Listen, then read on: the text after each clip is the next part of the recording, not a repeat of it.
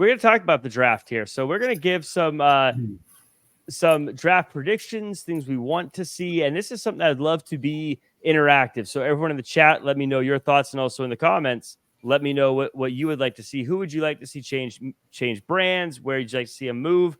I want to start, Justin, with you. Do you have anyone that jumps out at you as someone that needs to change brands? And where would you like to see him go?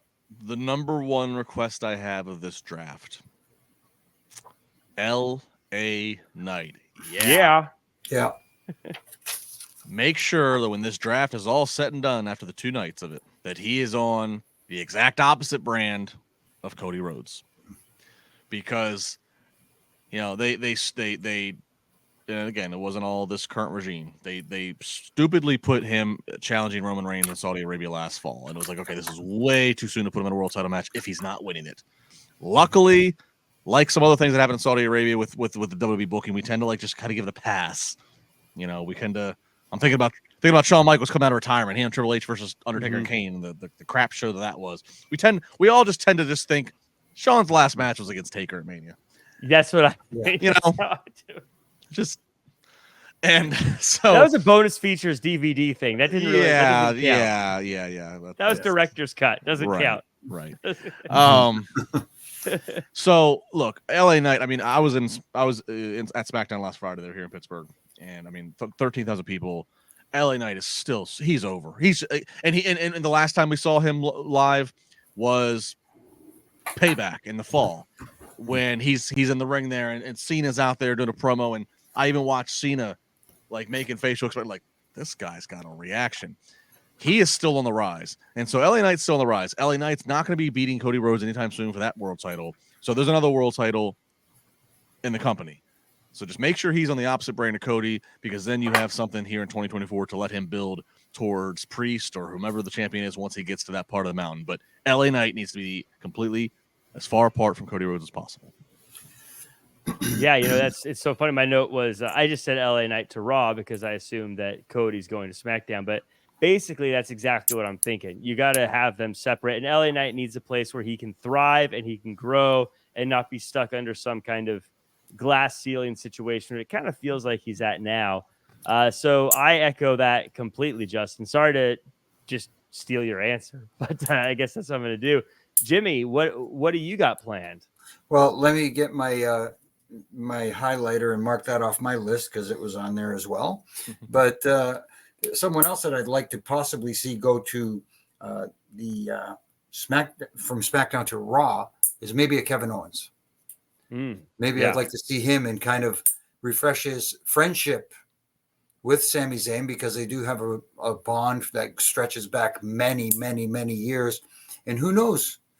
Maybe Kevin Owens wants to be the one to take that title away from Sami eventually somewhere down the line. I know Kevin is really over with the audience, but he's a guy who can flip the switch really quickly and get the crowd to hate him and do it the right way. So that might be an interesting choice. You know what might be interesting too, as we talk about SmackDown to Raw, or I guess maybe NXT to Raw, depending on where they're at technically now. If the Judgment Day is breaking up, there's going to be a vacuum of power for a group. Maybe this is the Final Testament's chance to make a move somewhere away from the Bloodline. Now the Imperium's gone. Maybe they could become a force on a place like Raw if they moved over to Mondays. I think that might give Karrion Kross a chance. Similar situation, I think, being kind of a glass ceiling where you can't be the unstoppable group when you've got the Bloodline on the same show as you. So maybe that gives him some opportunity to show what he can do with his group over there. Now, of course, Justin, we talked about Shinsuke Nakamura. Any NXT trades you'd like to see, Justin? Well, I mean, I think we're all thinking that Nakamura absolutely, I think, could use maybe an NXT, because it does feel like NXT, again, is going to be not. They're going to try to make it more lateral here. So I think having Nakamura at NXT, I mean, he has, while we've loved the presentation, we've all raved over the way they've done his promos and handled that. He lost to Cody repeatedly. Obviously we saw him lose to Sheamus. Yeah, I mean, he needs a reset. And there's, I mean, obviously, again, NXT, there's such glory memories of him when he first came.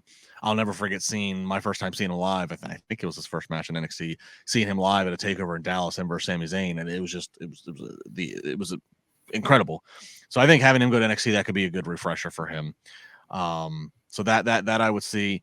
I mean, and there's been precedent. We've seen, Baron Corbin's been down in NXT, and I think he's rejuvenized his career.